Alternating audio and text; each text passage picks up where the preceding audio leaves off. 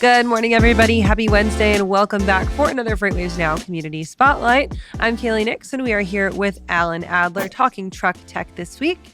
And Alan, it's everyone's favorite subject. These really just seem to strike a nerve with a lot of people when we bring on folks from this one particular company. We're back with Nikola once again. You've got Steve Gursky with you in the CEO seat. A really great interview on deck and some, I guess, big updates that I think we've all been waiting to hear. Well, Kelly, I think with Steve, who I've known for a long time, but we agreed a year ago that he would come back on the show. He did this the first week he was CEO, after he was named CEO, and he said, well, we'll do it again next year. And so we kind of came back and said, you know what, it's next year now, it's a year later, let's see what's going on. There are a lot of people who believe that Nikola wouldn't be around at this point. And, you've had both haters and analysts and others that said, this company is not going to survive, it's not going to make it, blah, blah, blah. Well, guess what? It's still there. Now it's actually delivering fuel cell trucks, which was always the original goal. And it's beginning to develop at least a small, fueling infrastructure for hydrogen.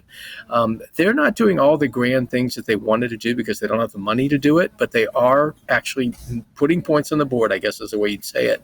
The question that we asked Steve, of course, in today's interview, and then later we're going to take a little more of a deep dive in the newsletter, is it enough? I mean, he said a year ago he thought that 2024 would be the best year in the company's history.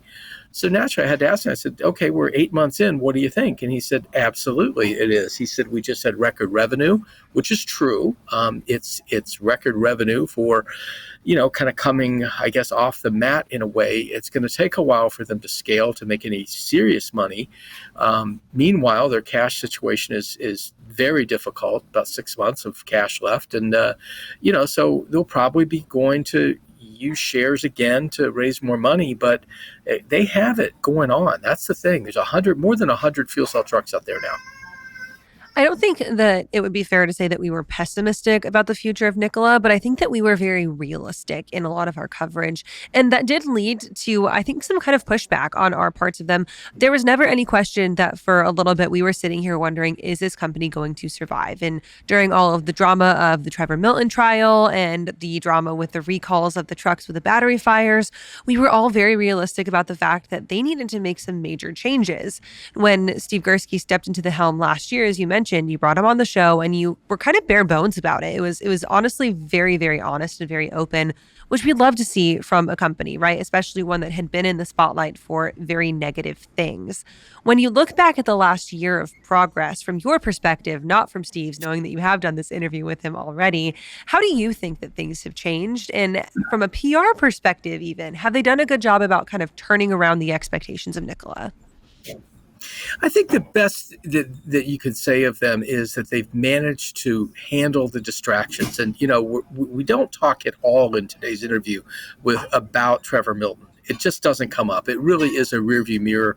Trevor had a $1 billion lawsuit pending that he dropped very quietly, and he largely has gone away at this point. Now, they're still pursuing him for about $165 million that, they won, that is Nikola won in a mediation settlement. They may or may not ever see that money. It's hard to say, but they don't have it yet. So that's quietly going on in the background. But I would say that, from a PR perspective, they've accentuated the positive, which is what they need to do. I don't think they're doing much in the way of hype. I think what they're trying to do is say, look, we told you we do this. This is what we're doing. And to a great extent, I think that's what they've done. The question that you have to continue to ask, though, Kayla, is it enough? Because, when you only have $256 million, which sounds like a lot of money to most people, but that's to scale a business with, that's very hard work. And that's going to take some new money from some sources. Now, there's going to be dilution. There has been for a long time in terms of current shareholders. But there are other options. They're starting to see just the earliest signs of being able to sell pollution credits, for example, to companies that maybe don't want to invest in a advanced technology truck, battery electric or fuel cell, but they're beginning to generate some credits that they can sell That's this new stream of revenue they didn't have. That's how Tesla lived for years. That was the only money they made, was selling pollution credits. Nikola's not on that scale, so they're not going to do that much of it. But it's something new, and I think it's really just a question of what's going to happen first. Can they continue to attract interest? Steve thinks they can. He says today, we have more people calling us now and asking and inquiring about the company because we have trucks on the road. And what that does is it breaks the whole chicken and the egg thing of what comes first, the trucks or the fuel. Well, the trucks are out there. Now the fuel's coming.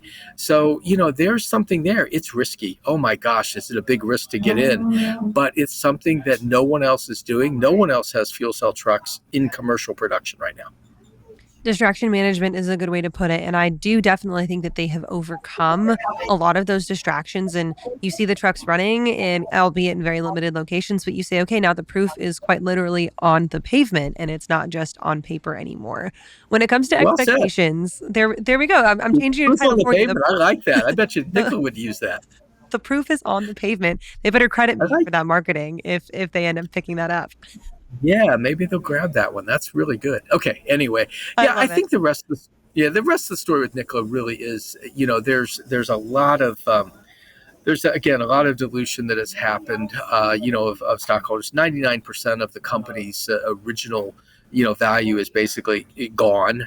So if you're betting on this company now, you're betting on a huge potential, but a very, very risky path to get there because it is so expensive to make these trucks. Now, you mentioned the recall, and I think we should say that they expect to have all of the recalled battery electric trucks back in the hands of customers and dealers that had them by the end of the year. They're making progress on that. They found a battery supplier and they've made some enhancements to the trucks, so people have them back. Now we're seeing a slowdown generally in terms of purchases and leases of electric trucks at this point. Steve says in today's interview that he doesn't see that yet. I had to point out though that the trucks he's talking about are ones that were already owned and were already kind of spoken for. But he said the trucks that are going back to dealers all have a name on them, basically, someone to buy them.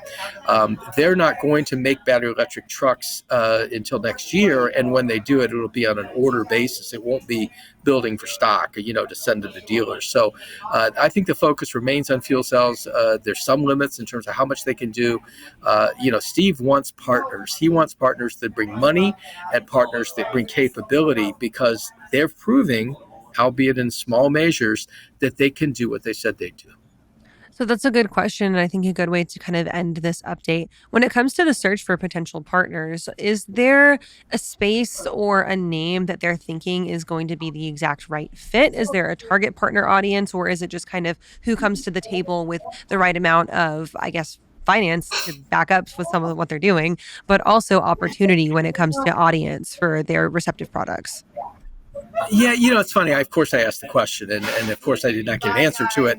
But I think that what you're looking at is, could it be a big oil company? One time, BP was going to be a partner on hydrogen stations, and of course, they got scared away back in 2020 when all the silliness was going on, and that never was consummated. Travel Centers of America has one station with Nikola right now, where they're providing hydrogen. There's no other big partner announced. What we are starting to see, though, there was some spy photo kind of stuff on social media about JB Hunt, with about 20 fuel cell trucks behind the fence at one of their installations. Steve wouldn't say if they're really the one.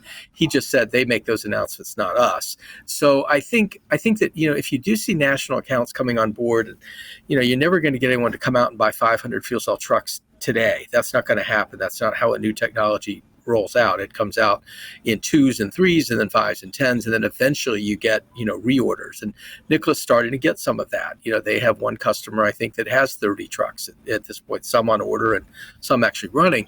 So it's going to take some time, and it's really a question of what happens first. Will there be enough money to get them over the hurdle? I mean, they brought down their gross margin, negative gross margin, I should say. They brought it down dramatically in the quarter because they moved 72 fuel cell trucks, but it's still going to take a lot more than that. going to be interesting to watch. And hey, you know what? Maybe Steve Gursky has to come on in a year from now, and we'll get that third interview on We, the books. we've already made the date, Kaylee. We've already made the date. And, for all the people who continue to say, Nicola's done, maybe, but you know what? They were here this year. I wouldn't bet on them not being here next year. There we go. All right, Alan, thanks for joining us this morning. We will catch up with you this afternoon for that interview with Nikola Steve Gursky, and we'll see you this afternoon at 3 o'clock. Thank you so much.